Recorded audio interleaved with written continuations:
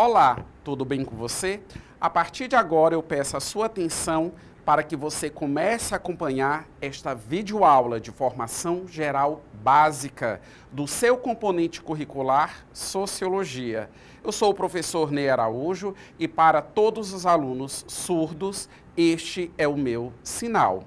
O nosso objeto de conhecimento, ele é um objeto de conhecimento bastante interessante.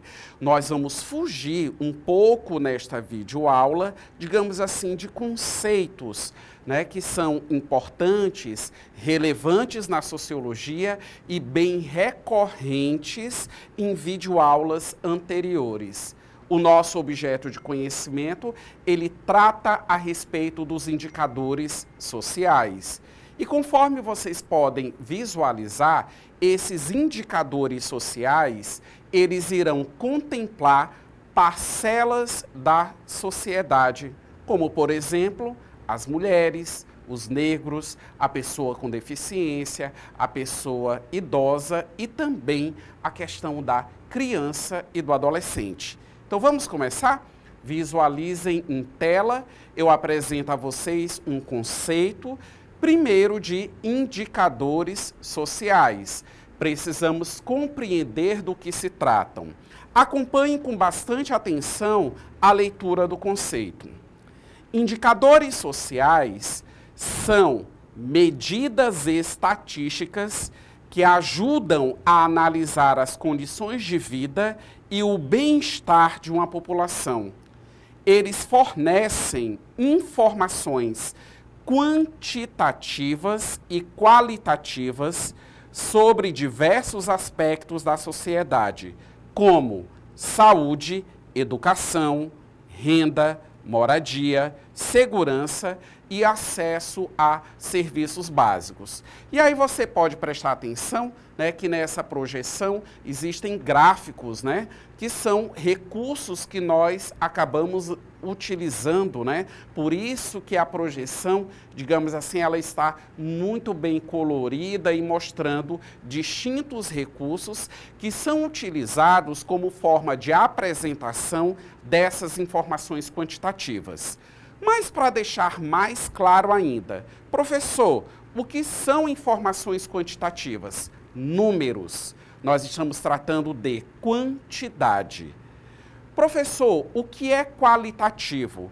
Qualitativo é a explicação. Você tem um dado, você tem um número. Por exemplo, segundo o censo do IBGE de 2022, 55% da população brasileira é composto por pessoas negras, quando nós levamos em consideração a variável racial. Pronto, eu tenho uma informação quantitativa. 55% da população brasileira, ela é negra. Como que esse dado, ele é lido? Como que esse número, essa informação quantitativa, ele é interpretado? A análise a respeito do mesmo acaba correspondendo a essa questão qualitativa. Então percebam, os estudos sociológicos, eles não se limitam a elaborações, tão somente a elaborações de teorias.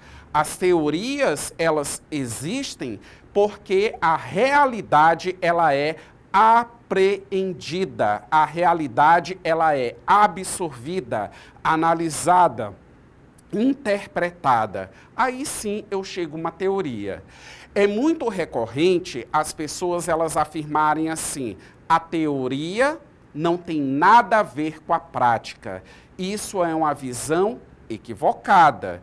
E uma visão que muitas das vezes o emissor, ele tem a limitação de informação.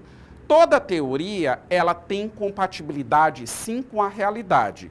como eu ponderei agora há pouco, a realidade ela é apreendida. Por isso que existe a investigação científica. Quando eu realizo o levantamento de dados, quando eu realizo um levantamento de informações quantitativas, eu estou investigando uma peculiaridade existente na sociedade, a qual eu preciso de mais informações para compreender a ocorrência desse fenômeno social. Por isso que os indicadores sociais, eles são imprescindíveis nesse processo. Agora eu apresento a todos vocês alguns exemplos de indicadores sociais e que, inclusive, você pode estar acessando a internet e consultando esses indicadores a respeito do nosso país, a respeito do estado em que você mora e também a respeito da cidade em que você mora. Eu tenho aqui 7 exemplos. Quais são? O Instituto Brasileiro de Geografia e Estatística, o IBGE, que fornece muitos dados e muitas informações a respeito das cidades e dos estados brasileiros e, obviamente, as informações também em âmbito nacional, é a instituição responsável pela elaboração do censo demográfico, do qual todas as outras instituições existentes no nosso país se servem justamente dessas informações. No 2, nós temos o IDH, que é o Índice de Desenvolvimento Humano, ou seja, como que está o desenvolvimento da população no que diz respeito à qualidade de vida. Então, há todo um parâmetro, há todo um estudo e uma busca de informação a respeito. 3, Índice de Gini. 4, taxa de escolarização. 5, renda per capita. 6, taxa de homicídios. 7, taxa de desemprego. Volto a frisar a todos vocês.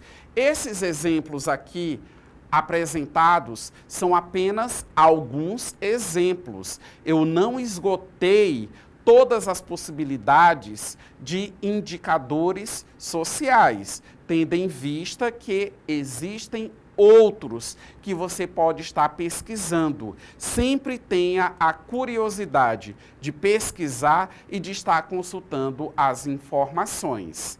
E agora eu começo a apresentar a todos vocês uma sequência de dados quantitativos. Então percebam, nesse primeiro momento eu ilustro um gráfico. E esse gráfico, ele possui justamente uma abordagem voltada à mulher, principalmente a esse fenômeno social que é a violência doméstica exercida contra a mulher.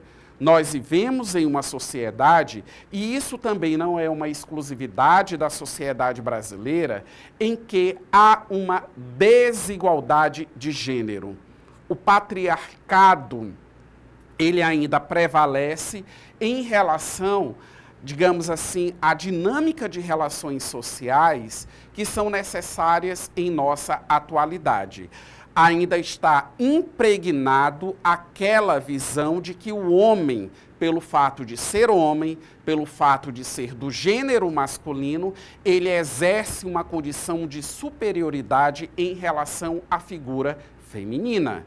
E muitas das vezes essa relação de supremacia do homem acaba gerando um problema. Isso é fato. Os dados mostram, a realidade social ela evidencia as práticas de violência que ocorrem contra a mulher. E práticas essas, eu estou aqui fazendo esse recorte, que são desencadeadas por homens, e não necessariamente um homem desconhecido. Porque você pode me questionar da seguinte maneira: professor, por que violência doméstica? É porque só ocorre dentro de casa? Se ocorrer na rua, se ocorrer em um outro ambiente, não caracteriza violência doméstica? Claro que não. Dependendo do ambiente no qual você se encontra e dependendo, principalmente, quem é o agressor, aí nós não vamos ter a questão da violência doméstica. Ou seja, se um homem aleatório, ele agride uma mulher, por exemplo, na rua, em um ponto de ônibus, nós temos sim a prática da violência. Isso eu não estou negando. Mas a palavra doméstica, ela quer designar que o agressor, ele tem convivência. O agressor, ele tem vínculo justamente com a vítima, que é a mulher.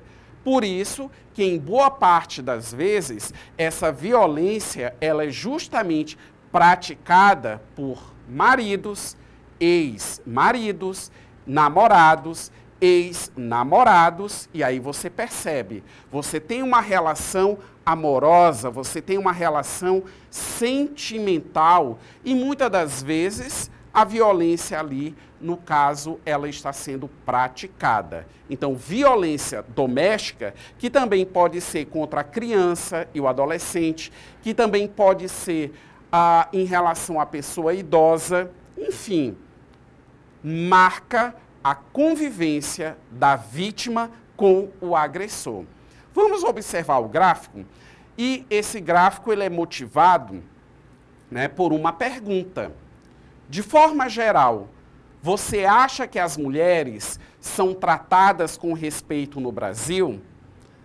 Esse levantamento ele foi feito no período de 2009 a 2023. E ele foi feito pelo Senado brasileiro. Bem abaixo do gráfico você tem a fonte de onde eu retirei essa informação quantitativa. Você pode perceber que eu tenho também, abaixo dessas informações, uma distribuição de tempo de 2009 até o ano de 2023. A cada 2 anos, esse levantamento ele foi realizado.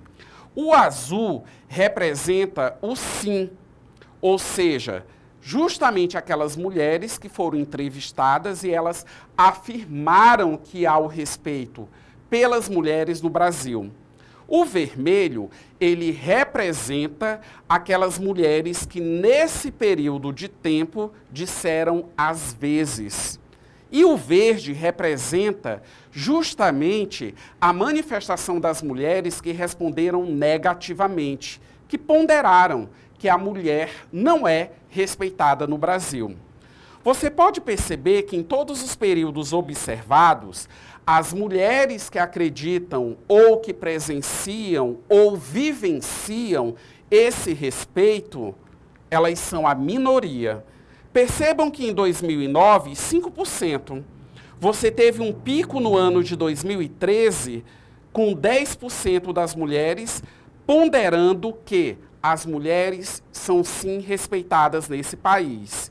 Tirando 2013, quando chega em 2015, percebam o gráfico, né, o indicador social, ele aponta, ocorreu uma redução de 5%, ou seja, 50%, caiu pela metade, caiu para 4% em 2017, em 2019, em 2021, nós tivemos essa manutenção e uma elevação em 2023 para 7%. Quando nós vamos observar as respostas do às vezes e do não, o que é que a gente consegue identificar? Que lá em 2009, 48% das mulheres responderam às vezes em relação a essa questão do respeito. E 47%, ou seja, praticamente um empate técnico, as mulheres se posicionando que não são respeitadas. E aí você pode perceber, no vermelho, né, de 2009, percebam que o gráfico ele vai tendo, né, subidas, descidas, que isso vai mostrando justamente as oscilações, tendo em vista que a pesquisa ela aconteceu, né, de 2009 a 2023 e finaliza em 2023 com 46%. Mas o verde, né, que representa o posicionamento feminino em relação à não existência do respeito, ele vai de 47% em 2009, ele atinge, por exemplo, 35% em 2013. Quando chega em 2015, ocorre uma elevação para 43%, aí sobe mais um pouquinho em 2017, para 44%, e aí finaliza em 2023, justamente com 46%, empatado com a resposta às vezes. Então, esse é o resultado de uma pesquisa e de um estudo, digamos assim, realizado pelo Senado do nosso país. Vamos para mais um dado, mais um público que sofre com a desigualdade existente na sociedade. Agora os indicadores apontam para criança e adolescente. Violação de direitos voltadas, repito, à criança e o adolescente. No CIPIA-CT, que é o Sistema de Informação do Conselho Tutelar, foram registradas 216.162 violações de direitos só no ano de 2023. 45,8%, qual foi o direito violado? O direito à convivência familiar e comunitária, que representa o quê? Que significa, aliás, o quê? A ausência do cuidado, a questão de separação, a questão de institucionalização, ou seja, a convivência no meio familiar da criança e do adolescente é algo ameaçado. 23,1% foram direitos violados na área da educação, cultura, esporte e lazer. 9,1% das violações ocorreram diante desse direito. Está relacionada ao direito à vida e à saúde. 21,4% foram violações vinculadas ao direito à liberdade, o respeito e à dignidade. E 0,6% das violações foram direitos relacionados à proteção do trabalho e também à questão da profissionalização. Não está aparecendo aqui, mas eu vou também lançar para você uma informação e você, através da sua postura de pesquisador, irá consultar. A maioria desses direitos, eles são violados aonde? No ambiente familiar. Quem são os agressores, na maioria dos casos? Pai, mãe, padrasto, um tio, uma avó, membros da família. As estatísticas também apontam justamente para isso. O ambiente do lar deveria ser o melhor ambiente para uma criança e um adolescente estar. Deveria ser o ambiente em que todos os direitos de uma criança e um adolescente deveriam ocorrer na sua plenitude. Mas as estatísticas e os dados provam que, infelizmente, a família não é o ambiente familiar, não é o lugar mais seguro para uma criança e um adolescente se fazer presente, lamentavelmente. Vamos avançar? Vamos observar mais dados, mas agora voltado para uma outra parcela da sociedade, no caso a população negra. Percebam, eu tirei aqui um fragmento de uma reportagem. Outra coisa que eu também quero que vocês percebam, eu estou apresentando dados, indicadores sociais a vocês, diante, digamos assim, de vários aspectos, né? Textos, gráfico, enfim. 82,7% das mortes provocadas por policiais são de pessoas negras. Os dados do 18º Anuário Brasileiro de Segurança Pública, levantamento do Fórum Brasileiro de Segurança, mostram que homens negros e jovens são os principais alvos da polícia. Em 2023, no Brasil, 82,7% das vítimas de intervenções policiais foram pessoas negras, a maioria homens e jovens. 71% tinham entre 12 e 29 anos. As pessoas negras têm quase 4 vezes mais risco de morrer em ações da polícia quando são comparadas as estatísticas com pessoas brancas, né? Então, nós temos aí a consolidação de um racismo estrutural no nosso país, em que já se tem praticamente um alvo previamente determinado. Vamos avançar? Agora nós temos informações voltadas à população idosa. Segundo o Observatório Nacional dos Direitos Humanos, o Observa-DH, entre 2018 e 2022, foram notificados cerca de 121 mil situações de violência contra pessoas idosas pelo Ministério da Saúde. Quais são o perfil das vítimas? 58,6% das vítimas são mulheres.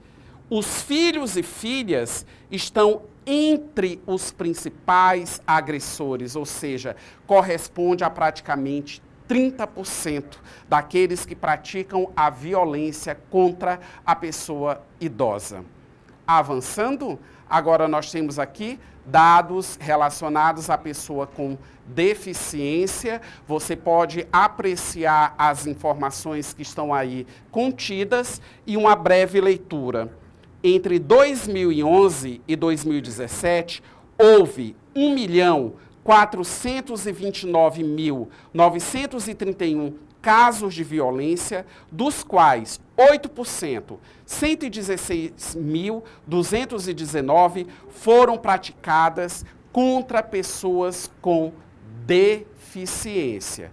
E, novamente, a maioria desses casos de violação, eles ocorrem, digamos assim,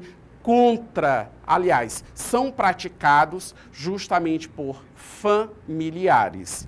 E agora nós vamos para a nossa atividade diante dessas informações que foram apresentadas a todos vocês. A atividade é bem simples. Faça, resolva e, inclusive, leve para a sua aula para poder interagir com o seu professor ou professora de sociologia. Vamos aqui à nossa indagação? O que os dados revelam sobre a realidade enfrentada por esse grupo e o que pode ser feito para protegê-lo melhor? Então, prestem bem atenção.